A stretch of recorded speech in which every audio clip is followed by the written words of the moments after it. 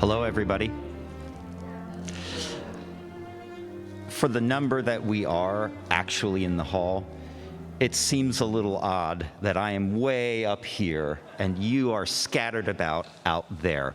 But let me also issue a welcome. I'm not sure which camera would do it, to those who are taking this in remotely.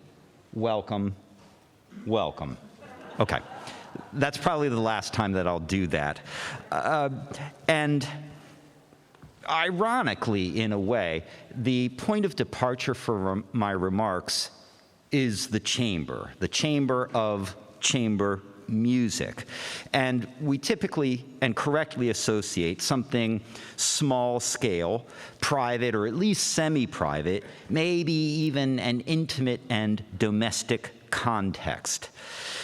And having said that, the first thing that I want to get out of the way is, well, this is none of these things, especially me speaking through a microphone on a theatrical stage to all of you in this large space. So let me explain that. Music history is strewn throughout with transfers of venue. That is, the transfer of music originally written for one venue and then brought into another venue.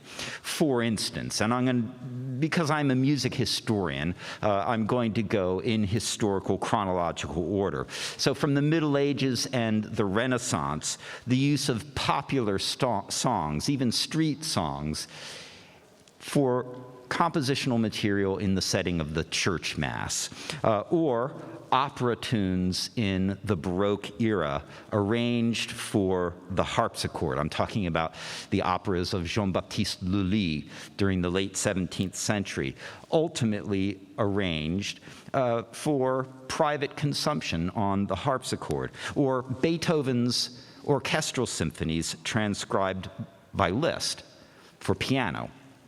And then, going in the opposite direction, Mercury's transcriptions of Mozart and Brahms chamber music for the concert stage. This is a well-established tradition that they're usefully continuing here. But on the topic of chamber music itself, this is, the term chamber music is the survivor of an earlier taxonomy, classification scheme of music according to venue. And it comes out of the Baroque era, or let's say it was solidified in the Baroque era with appropriate terminology, so that using the Italian terms, da camera, for the chamber or suited to the chamber, would be applied to the madrigal or the cantata. Da chiesa, suited to the church. Well, this would be for a mass setting or a motet. And then there's a third one, da teatro, for the theater.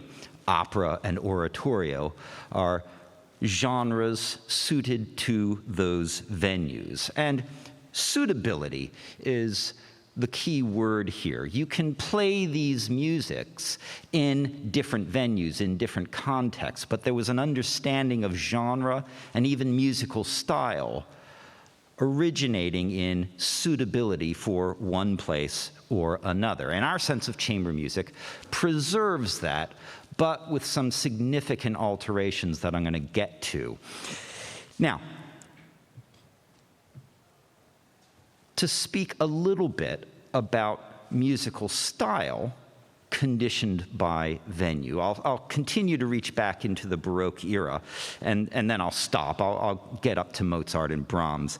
But for example, there were two forms of sonata chamber music. Sonata in the Baroque era, but only one of them was a chamber sonata, sonata da camera, and that was the sonata that had dance movements, music that reflects the social activities of a courtly secular space, whereas the church sonata, which is not a genre that survives today, the church sonata was suitable for the church because it had fugues, that is, more complex compositional types or techniques suited to the dignity of the church. So over the course of the 18th century, and cemented in the 19th and 20th centuries, there's a revised distinction between chamber music and a new venue, a new style of music, concert music. Concert music comes along with the emergence of symphonies, concertos, overtures, often described as concert overtures, music for the large public, often in theatrical space. This is new. Chamber music persists. The genres might change. We still have sonatas, but now string quartets or German Lieder. One of the questions that we'll be pursuing is, what sort of chamber are we talking about? And who's there in this space? And how does the music or the musical style reflect both the place and the people in it? Because the answers to those questions will be actually quite different for Mozart and for Brahms. But just to continue to sell this idea of the distinction between chamber music and concert music that emerged only in the later 18th century and persisted after that, where I work is the Shepherd School of Music at Rice University. And the distinction between chamber music and concert music is baked into the design of the performing spaces that we have. For instance, we've got Studi Concert Hall. Our orchestras play there. We also have Duncan Recital Hall. That's our premier chamber music space. And really, I was driving myself crazy thinking about this a little bit, but the chamber and concert distinction is even woven into our curriculum, the way we train musicians. We have chamber repertory, we have orchestral repertory. In fact, those terms, chamber rep, orchestra rep, give our students nightmares for how much they have to fixate on these distinctions, the repertory and the style of playing appropriate for those two venues. So, Mozart and Brahms then. We understand both as chamber music, and both were understood as chamber music in their time. But they sit on opposite sides of a large-scale change or a development in music history. Chamber music in Mozart's time presumes a courtly, aristocratic context. Chamber music in Brahms's time presumes a middle class and much less socially elevated context.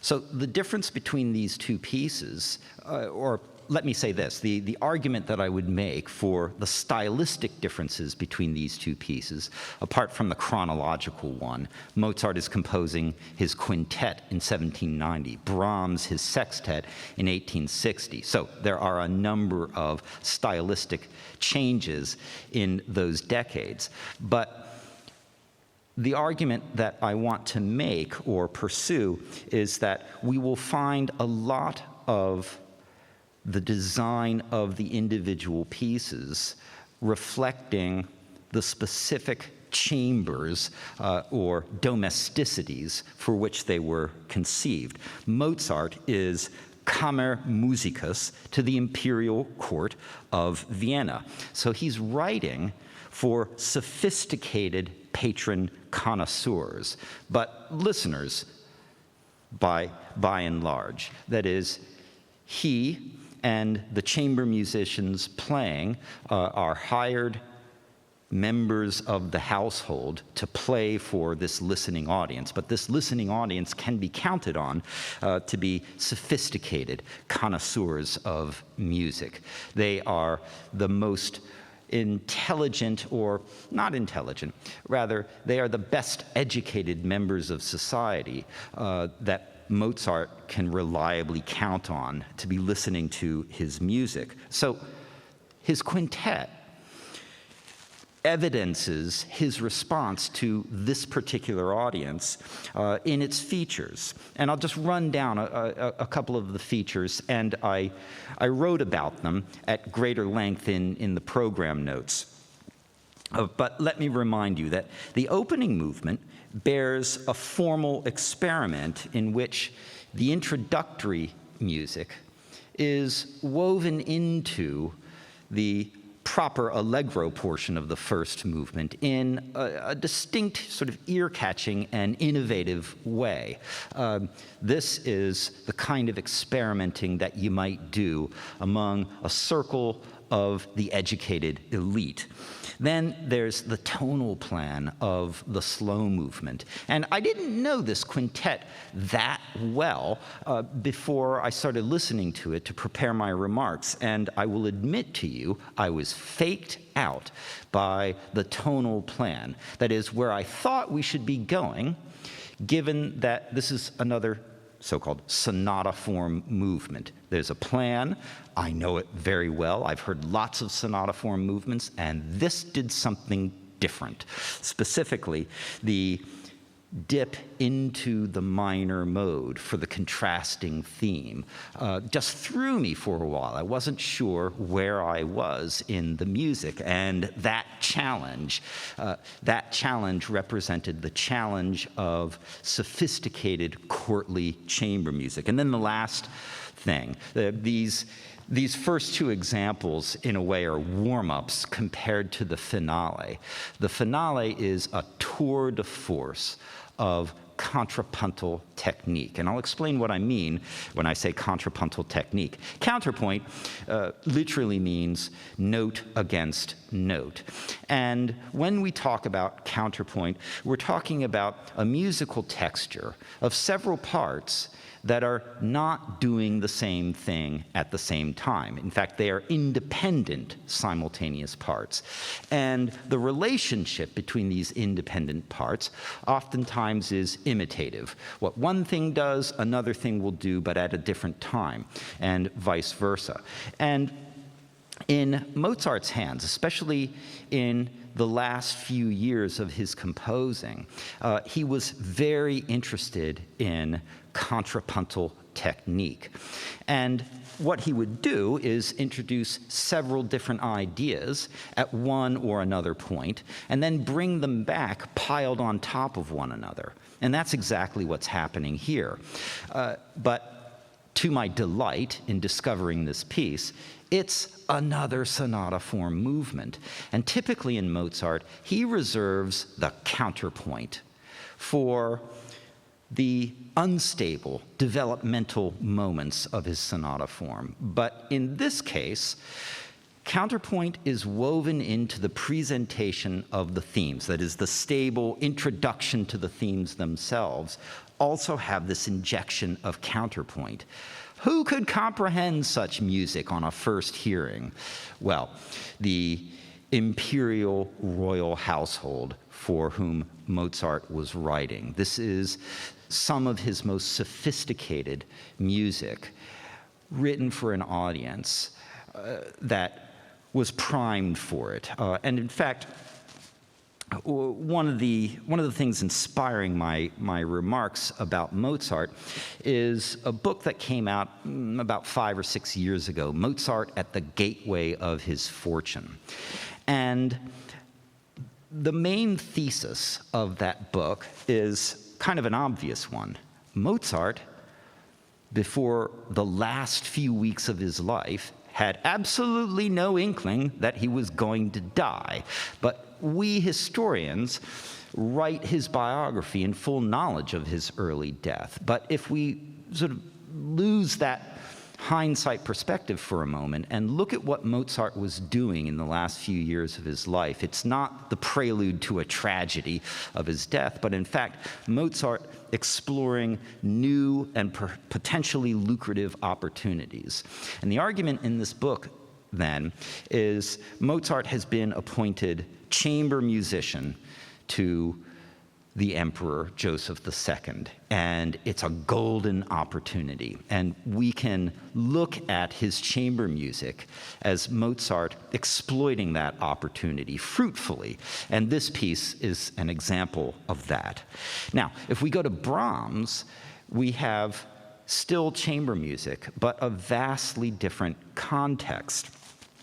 And to flesh out that context, let me say something about Brahms himself, and then what he's doing in the years around composing his sextet, Opus 18, in B-flat major. First, the young Brahms.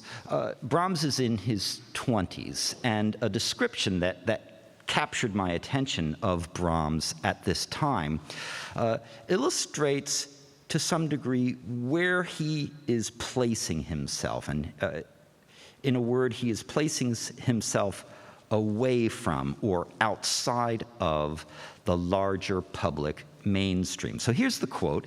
It's by the great violin virtuoso of the 19th century, Joseph Joachim. And it's a description of Brahms in October 1854. So this is some years before the composition of his sextet. But I think it fits. Brahms is egoism incarnate, without himself being aware of it. He bubbles over in his cheery way with exuberant thoughtlessness. The things that do not arouse his enthusiasm or that do not fit in with his experience or even with his mood are callously thrust aside.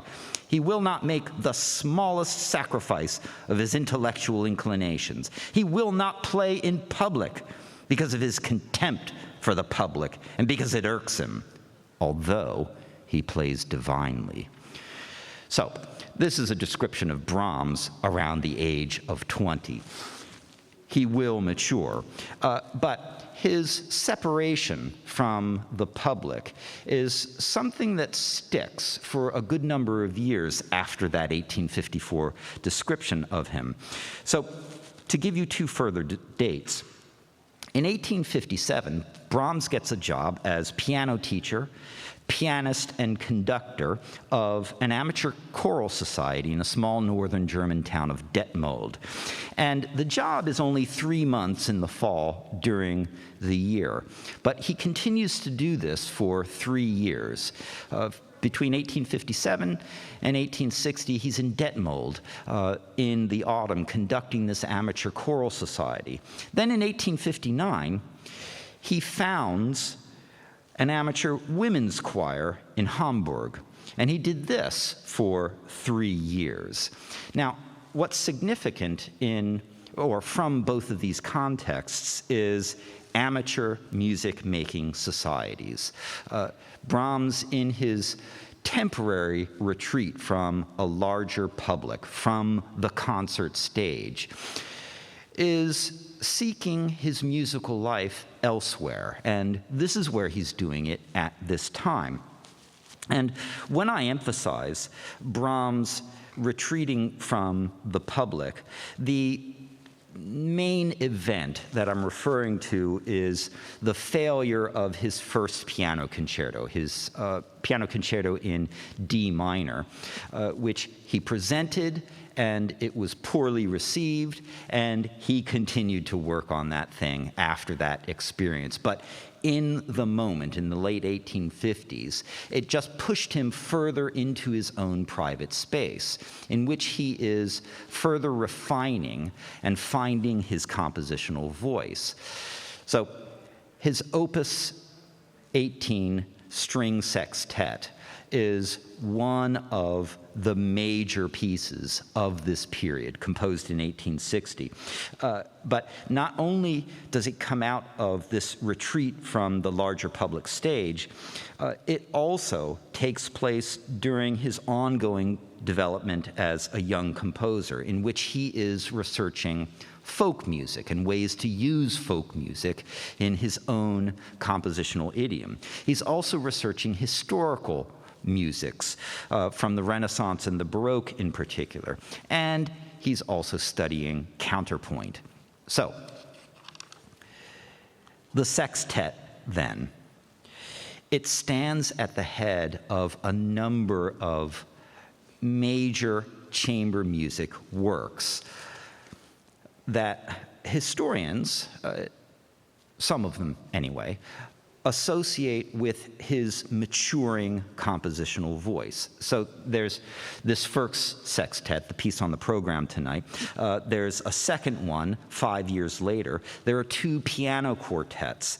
There is a piano quintet, a cello sonata, a horn trio. That is a collection of chamber music works coming out at this time. So the last thing that I want to mention to you is, okay, what kind of connoisseurs then? What kind of musical circle is Brahms writing for? Because I've been stressing who he's not writing for, the larger public, on the larger public stage. Well, it's still connoisseurs. That is, let's say, the permanent association with chamber music, the music for just we few, the connoisseurs, the real or true appreciators of fine music. So it's still connoisseurs, but rather than courtly royalty, now we're talking about the performers themselves, the musicians playing this music, and their social circle. Very similar to the musical social circle of these choirs he was conducting at this time, these amateur choirs.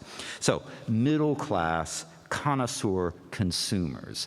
And that difference in audience between the Holy Roman Emperor and his court, and now these middle-class connoisseurs, reflects a much larger story in the change of venue, audience, musical style between Mozart's time and Brahms's time, between the classical era and the Romantic era. It's a much larger story than I could possibly tell right now. So don't worry, I'm getting to the end. Instead, I want to point out a few musical features that reflect Brahms's efforts within this circle of musical friends and connoisseurs. So the very broad exposition in the sonata form of his first movement. It's based on expansive tunes, just long tunes and their repetition, this lyrical style, if you will. And a lyrical style poured into a form that uses not the usual 2 contrasting keys of a sonata form, but actually 3. Brahms will go from B flat to A major and then to F major. It just expands on this lyrical outpouring of the main themes by taking us through 3 keys rather than 2 keys in the exposition of the sonata form. But then the development sections, that is, the complex motivic working over of thematic material, or the tonal instability, the rapid modulations or sequences of keys, that's shorter. That is rather underemphasized in this chamber music style. And then, reflecting Brahms's interest in historical movements, the second movement, Theme and Variations.